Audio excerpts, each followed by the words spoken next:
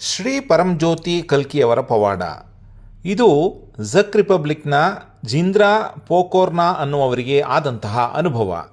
ಅವರು ಹೀಗೆ ಹೇಳುತ್ತಾರೆ: ನನ್ನ ದೇವರಾದ ಶ್ರೀ ಪರಂಜ್ಯೋತಿ ಕಲ್ಕಿಗೆ ಅಪರಿಮಿತ ಕೃತಜ್ಞತೆಯೊಂದಿಗೆ ನಾನು ಇಲ್ಲಿ ನನಗಾದ ಅನುಭವಗಳನ್ನು ಹಂಚಿಕೊಳ್ಳುತ್ತಿದ್ದೇನೆ.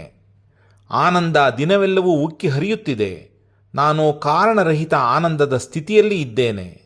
ಎಲ್ಲ ಸ್ವಯಂಚಾಲಿತವಾಗಿ ಪ್ರವಹಿಸುತ್ತಿದೆ. ಮನಸ್ಸಿನ ಒಟಗುಟ್ಟುವಿಕೆಯೂ ಇಲ್ಲ. ದೈವದ ಉಪಸ್ಥಿತಿಯಲ್ಲಿ ಇರುವುದರಿಂದ ಹೆಚ್ಚಿನ ಪ್ರಾಣಶಕ್ತಿ, ಶಾಂತಿ ಮತ್ತು ಅಂತರಂಗದಲ್ಲಿ ಪ್ರಶಾಂತತೆಯೂ ಇದೆ. ನಾನು ಬದುಕನ್ನು ಆನಂದಿಸುತ್ತಿದ್ದೇನೆ ಎಂದು ಅರಿತಿದ್ದೇನೆ ಮತ್ತು ಜೀವನದಿಂದ ಸಂತೃಪ್ತನಾಗಿದ್ದೇನೆ. ಮುಕ್ತಿಮೋಕ್ಷ ತರಗತಿಯ ಪ್ರಕ್ರಿಯೆಗೆ ಮುನ್ನ ನಾನು ಇಲ್ಲಿ ಬಾಳಲು ಬಲವಂತದಿಂದ ಯಾರೋ ತಳ್ಳಿದಂತೆ ಮತ್ತು ಅದನ್ನು ಒಪ್ಪಿಕೊಳ್ಳಲೇಬೇಕಾದಂತಹ ಭಾವನೆ ನನ್ನಲ್ಲಿತ್ತು. ಆದರೆ ಈಗ ಕೇವಲ ಸಂತೋಷ, ಯಾವುದೇ ಆಘಾತವಾಗಲಿ ಅಥವಾ ದುಃಖವಾಗಲಿ ಇಲ್ಲ. ಕೃತಜ್ಞತೆ ನನ್ನೊಳಗಿಂದ ಪ್ರವಹಿಸುತ್ತಿದೆ. ಅದೊಂದು ಬೇರೆಯದೇ ಸ್ಥಿತಿಯಾಗಿದೆ.